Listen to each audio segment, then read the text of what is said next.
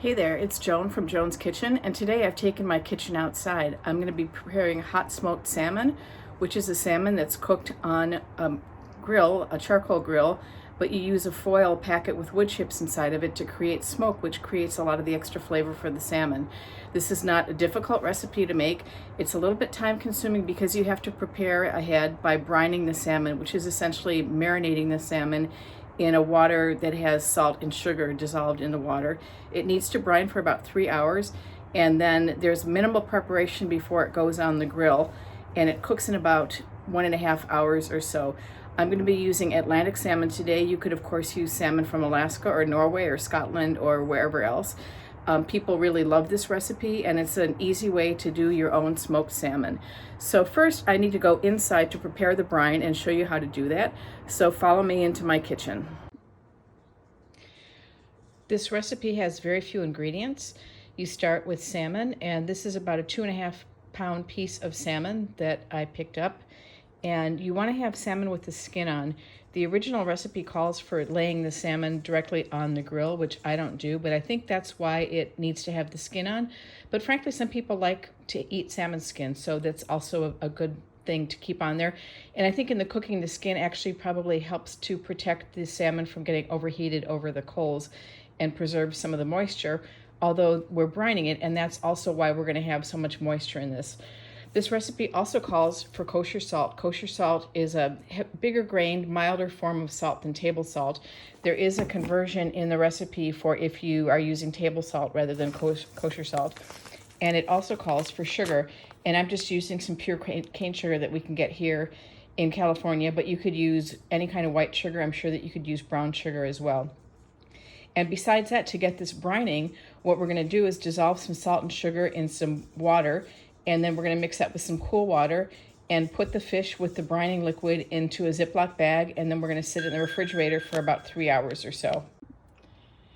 So I have my sugar and my salt in a little frying pan on top of the stove, and I'm going to add just some tap water in there, and I'm going to heat this up just to the point that the sugar and the salt are going to dissolve. The recipe calls for just putting it right in the Ziploc bag in hot water and letting it dissolve on its own, but I find it dissolves much faster when I'm going to heat the water more. And then I counterattack that by, instead of just using cold tap water, when I add the cold water to the brine, I actually use ice water. And I mix those together before I put the fish in, because I don't want the fish tissue to start cooking because the temperature of the water is too warm. So here I have literal ice water, which I'm going to be mixing with the hot salt and sugar water mix, and that's going to form the brine for the salmon. That's all that goes in it. There's no additional seasoning. Sometimes some brines, like for poultry and things, have a lot of additional seasoning that goes into the brine, but this one is a simple one with just salt and sugar. When we get ready to put the fish on the grill, we will be putting a little oil on it and a little bit of paprika, but that's it. It will be absorbing the salt and the sugar from the brine, so as it smokes, it's going to have kind of a salty and a sweet flavor that is going to come out in the flesh of the fish. We are back here at the stovetop with the brine. The salt and the sugar, you can see, has almost completely dissolved into the water, which is pretty hot. It's probably just under the boiling point. So I'm going to go ahead and mix this into the ice water that I have, and then I'm going to put all of that into a Ziploc bag and then ease the piece of fish in there, and then the whole thing's going to go sit in the refrigerator for about 3 hours. And here I am pouring the hot brine mixture, which is the salt and sugar mixture, into the ice water. You're going to see that it's going to dissolve a lot of the ice.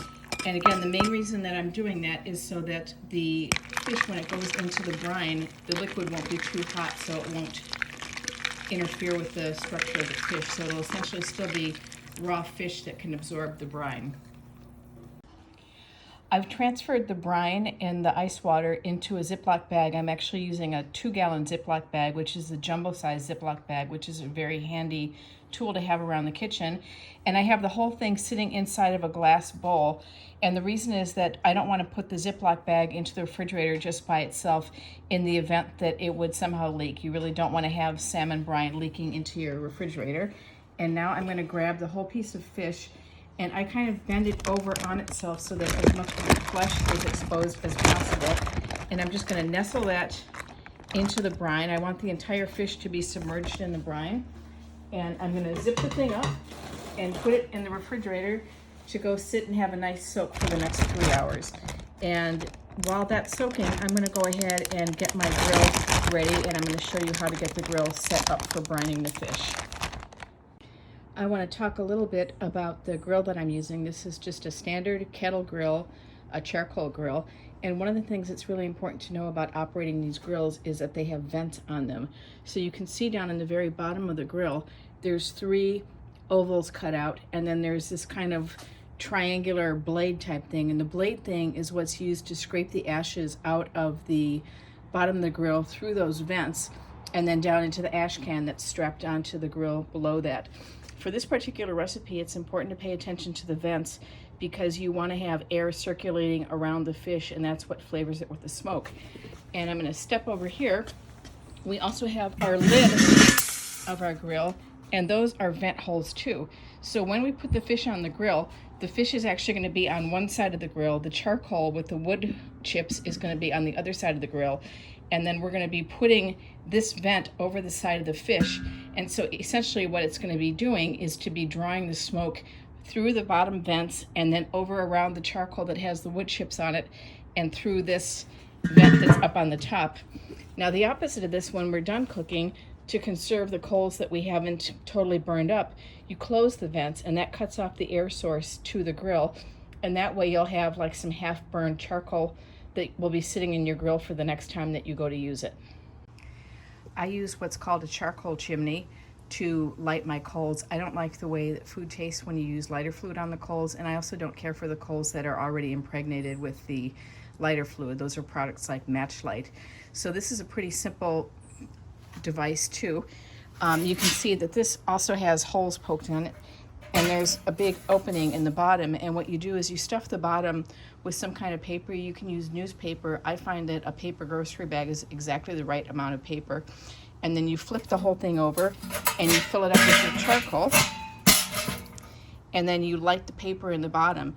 And so with the design of this, which is a very simple design, the heat gets pulled up through the charcoals, the briquettes that are in the main part of the bucket, and starts heating from the bottom up. It usually takes about 20 minutes for them to be coated with white ash on the top, and you should be ready to cook. I always come out and check it again after 5 minutes to make sure that my fire didn't go out, which does happen from time to time. But that's how you start this, and I will come back when I'm actually ready to start the coals and show you exactly how it's done. One other thing that I want to mention is that when I start my kettle grill, I always have the charcoal starter, the charcoal chimney, on the bottom grate of the grill to start it. The bottom grate is where your charcoal is going to go. There's another grate that rests on top of it, and you can kind of see right here, it's going to be setting on these 4 little things there. My particular grate has hinges that flip up so I can add more charcoal as I need during cooking. And I have my charcoal from the last time I grilled piled up here ready to get covered with a new layer of charcoal. One of the advantages of saving the charcoal from the last time is that I don't need to use as much charcoal this time to light the fire. I do need to keep in consideration for this recipe that it needs to be hot in here and creating smoke for about 1.5 hours. So I need to have enough coals in there to keep it going. If I were smoking something that was going to take longer, like a turkey, which takes at least 3 hours, I would be adding more coals to the fire as I was going along, but I wouldn't need to start new coals in my charcoal chimney. I could add fresh coals to the coals that were already burning in the kettle grill, and they would light that way. I have my paper shopping bag, just a regular grocery bag, kind of torn up and stuffed into the bottom of the charcoal chimney. I'm gonna squash that down one last time, and I'm just gonna flip it over.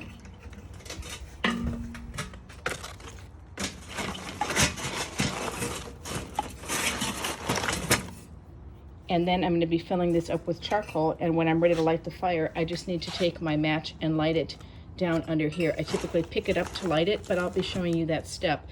I usually rotate around and light it in 3 different spots to make sure that I have good ignition. And here is the charcoal chimney flipped upside down with or flipped right side up with the paper in the bottom and the fresh charcoal briquettes in the top. I didn't fill it up all the way because I have a fair amount of charcoal from the last time that I grilled down in the bottom. So it's probably filled up about 2/3 of the way, but that'll be plenty. Once these coals are hot and I pour them onto these other coals here, they're going to light them down. It's going to be plenty to keep the fire going for the hour and a half that I need to smoke the piece of fish.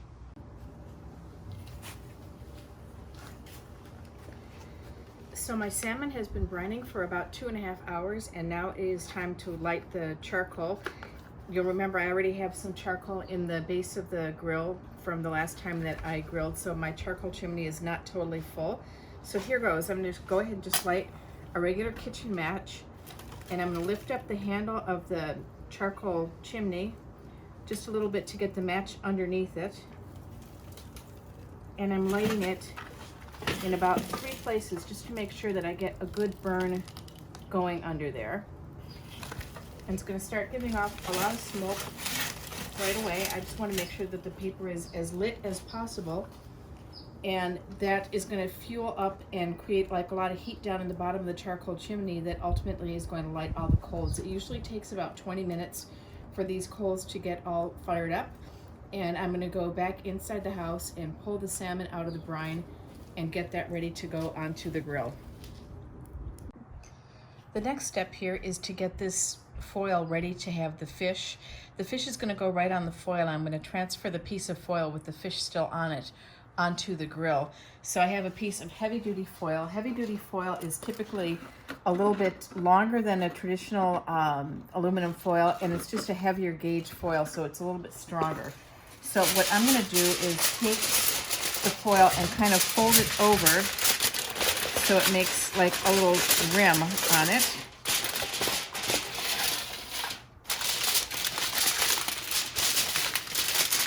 Kind of like so.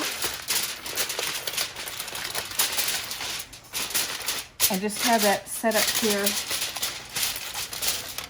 in my cookie sheet. And then I'm going to put some oil on here and bring the fish out and get that transferred onto here and get my seasonings on the fish. So I'll be right back to show you those steps. We want the fish to be as dry as we can get it before we add the seasoning onto it.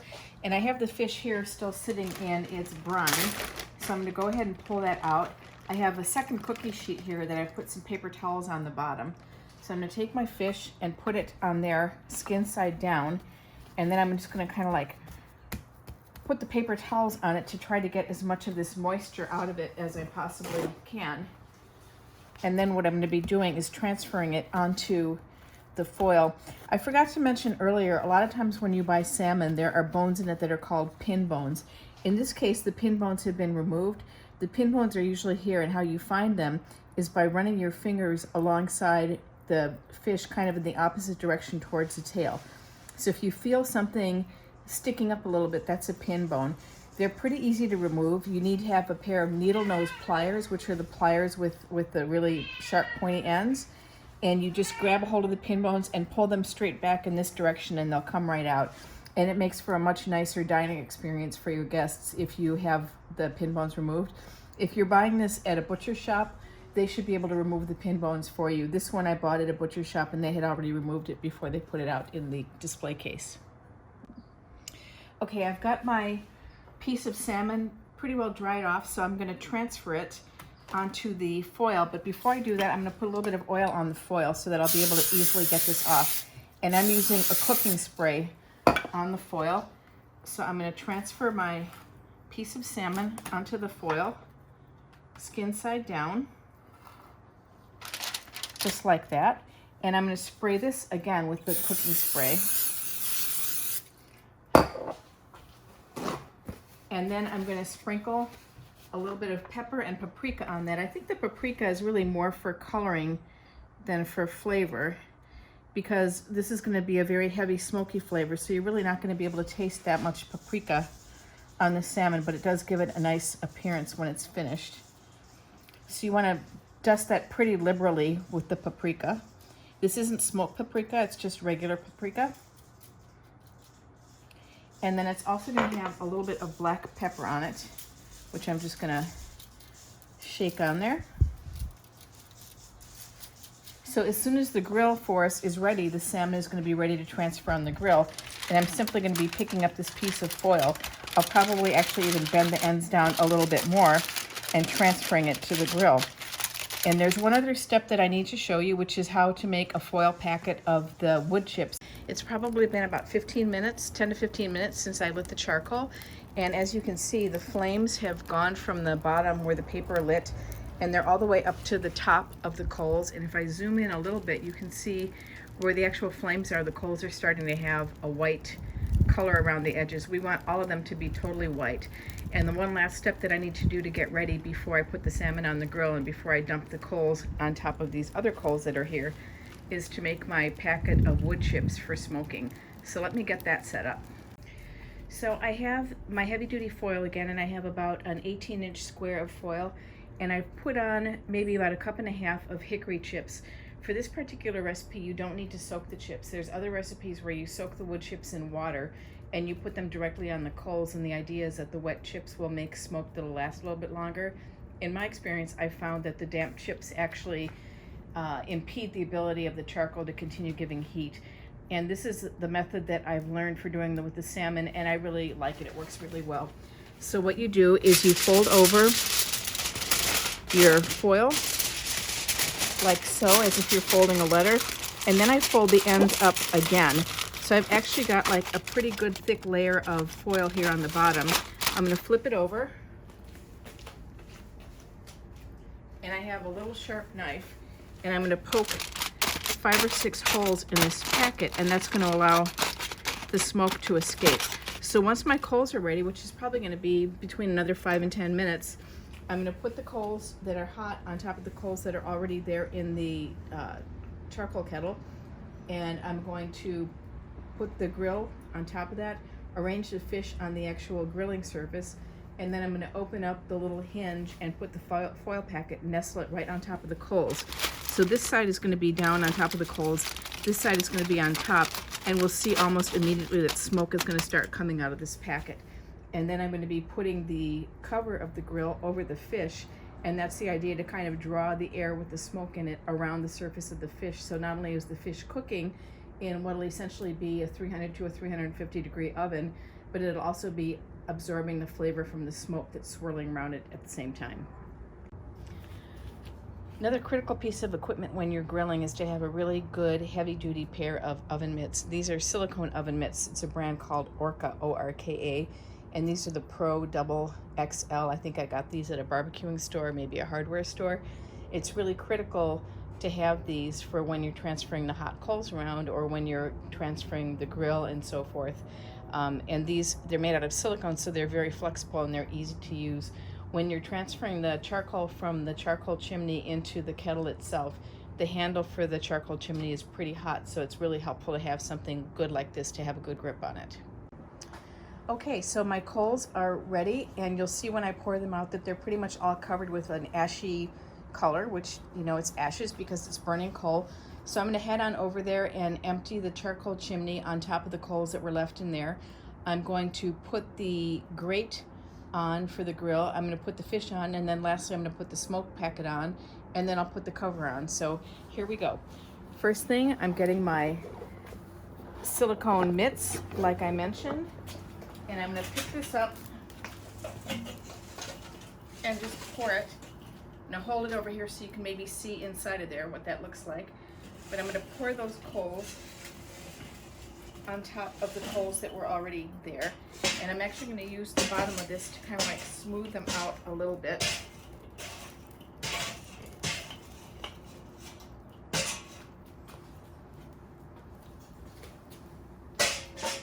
We have a stone patio, so I'm just going to set that down right on the ground to cool off. And now I'm replacing my grate on here. As I mentioned, the grate has a hinge on it, so I'm going to be able to put my foil packet of wood chips on there. Put the salmon on the grill. The salmon is going to be going on what's called the cool side of the grill because it's the opposite side from where the charcoal is. And I'm going to try to get it as far away from there as possible so that it doesn't burn. Frequently I'll do 2 of these at once. It's a little bit more challenging to do that because one of them is always going to be really near to the coals. The last thing, I'm going to just slip my foil packet in there, nestle that down in the hot coals, close this up, and then I'm going to get my cover and have the vent side right over the fish over here and cover it up. And within just a couple of minutes, you're going to start to see smoke coming out of there. And we have a thermometer on here so we can monitor what the temperature is. It's going up, it's already up to 150 degrees. But that wood packet that's in there is going to start smoking, and the smoke is going to be kind of circling around the fish. So it's going to be basically baking in the oven while at the same time it's getting the flavor from the smoke. That's going to be going for about an hour and a half. I'll come out and check on it in a few minutes. Hopefully we can capture some of the smoke coming out of the vents. And then we'll have the big unveiling. Well, we're about 5 minutes in since I put the fish and the wood packet on the grill. I don't know how well you can see it, but there's definitely smoke that's coming out through those vents. The temperature is actually already up to about 400 degrees. So basically, the fish is in there, it's being oven roasted and smoked at the same time, and that's exactly the effect that we want to have here. So we'll be back in about 90 minutes to see how this looks. The smoke smells absolutely delicious. So while the fish is out there cooking on the grill, I wanted to tell you a little story about the first time that we went to Alaska. We were on a cruise. It was in May, and my husband is an avid fisherman. He loves to go fishing, so I booked a trip for us out of Sitka onto a fishing boat. And it turned out it was a pretty small fishing boat. There was the captain and there was one mate, and then there was another couple who was on the trip with us. They were from New Zealand, and we were going out fishing for king salmon. As it happened, the day that we were in that particular port was on a Saturday, and they were having a salmon fishing competition that was going on that day. So there were probably about 75 or 80 other boats, and we kept on moving from spot to spot. And I think one of the most fun things for me on that trip was learning to spot sea otters in the water. They almost look like a little log because the water was a little choppy out there, but they lie on their backs and they hold their hands. And if there's two of them, they're a mated couple and they hold hands so that they don't drift apart, and they're just really adorable. After being out probably for about 2 hours or so, we did catch about a 12-pound king salmon. And the licensing there is really strict. Each person on the boat is only allowed to catch one, but that was the only one that the four of us caught that day. And we radioed back to the cruise ship, and they had somebody meet us at the dock when we came in, and they had to register the fish that we caught and record it and so forth.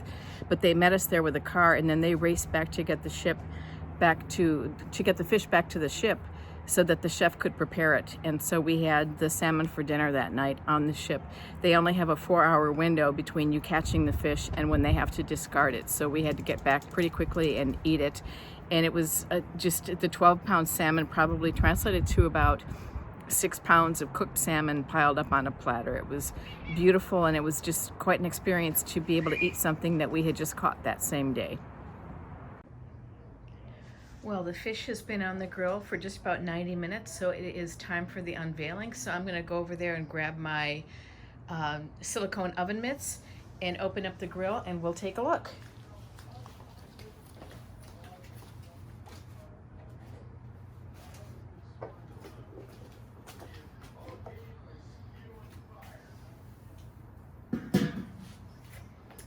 And I would say that it is done. Kind of hold this up here so you can see it. There's quite a bit of a liquid that came out of it, but you can see it's got like a nice smoky color. It's crispy around the edges, and I'm just going to pick this thing up and transfer it back to the cookie sheet that it was originally on. And now I'm going to close the vents up on the bottom of the grill and close the vents on the top of the grill to conserve what's left of the coals that's in there. And incidentally, when I opened up the grill to take the fish out, it was showing 500 degrees in there. I temperature checked the fish, and it was about 200 degrees. So it's definitely cooked all the way. And I really hope that you've enjoyed today's lesson on how to smoke salmon on a charcoal grill. Ciao for now.